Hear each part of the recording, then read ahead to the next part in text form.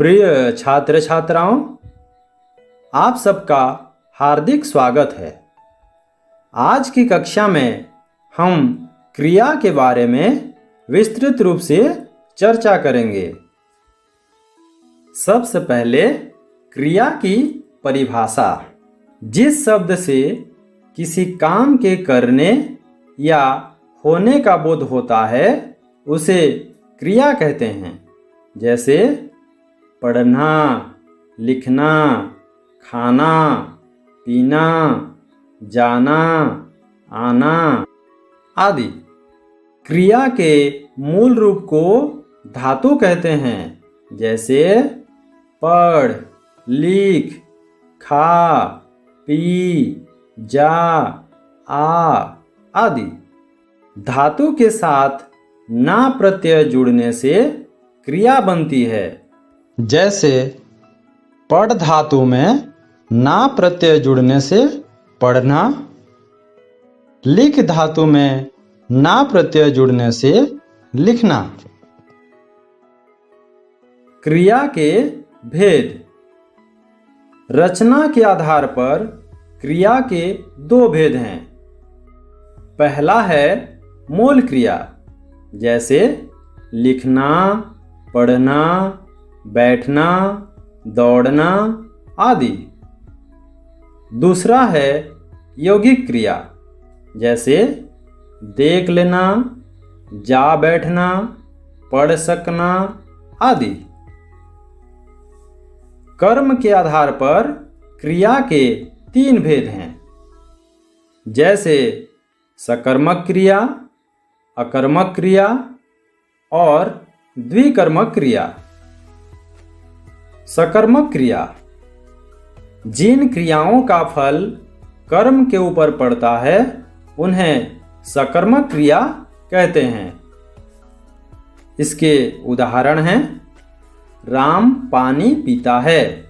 इस वाक्य में क्रिया है पीना तथा कर्म है पानी। उसी तरह सीता गीत गाती है। इस वाक्य में क्रिया है गाना तथा कर्म है गीत। अकर्मक क्रिया। जिन क्रियाओं के साथ कर्म नहीं होता तथा क्रिया का फल केवल कर्ता के ऊपर पड़ता है उन्हें अकर्मक क्रिया कहते हैं। इसके उदाहरण हैं सोहन हंसता है। यहाँ हंसना क्रिया का फल कर्ता यानी सोहन के ऊपर पड़ रहा है। उसी तरह राम कुर्सी पर बैठा है।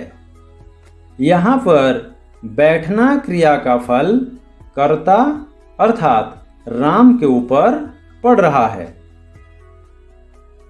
द्विकर्मक क्रिया। जिन क्रियाओं के साथ दो कर्म प्रयोग में लाए जाते हैं उन्हें द्विकर्मक क्रिया कहते हैं। इसके उदाहरण हैं राम ने श्याम को हिंदी पढ़ाई। यहाँ पे दो कर्म हैं श्याम और हिंदी। उसी तरह अध्यापक ने छात्र को इतिहास पढ़ाया। यहाँ पे दो कर्म हैं छात्र और इतिहास।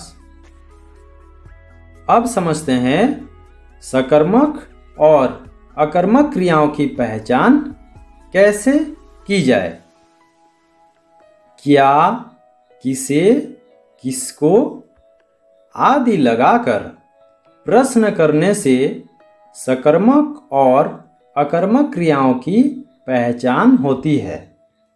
यदि उत्तर मिले तो समझना चाहिए कि क्रिया सकर्मक है और यदि उत्तर न मिले तो क्रिया अकर्मक है। कुछ उदाहरण के माध्यम से हम इसे स्पष्ट रूप से समझ सकते हैं। लिखना, पढ़ना, खाना, इन क्रियाओं में यदि क्या लगाकर प्रश्न किए जाएं तो इनके उत्तर इस प्रकार होंगे। जैसे यहाँ पर एक वाक्य है, मोहन ने पत्र लिखा। यदि हम प्रश्न करें कि क्या लिखा, तो उत्तर मिलता है पत्र लिखा। राम ने फल खाया। यहाँ यदि हम प्रश्न करें कि क्या खाया, तो उत्तर मिलता है फल खाया। रमेश किताब पढ़ता है। यहाँ यदि हम प्रश्न करें क्या पढ़ता है, तो उत्तर मिलता है किताब पढ़ता है। उपर्युक्त वाक्यों में क्या लगाकर प्रश्न करने से उत्तर मिल रहे हैं, इसलिए क्रियाएं सकर्मक हैं। कुछ और उदाहरण देखते हैं। राम गया। यहाँ यदि हम प्रश्न करते हैं क्या गया, तो उत्तर में हमें कुछ नहीं मिल रहा है। उसी तरह बच्चा रोया। यहाँ यदि हम प्रश्न करते हैं क्या रोया, तो इसका उत्तर नहीं मिल रहा है। मोहन बैठा। यदि हम यहाँ प्रश्न करें क्या बैठा, तो उत्तर नहीं मिल रहा है।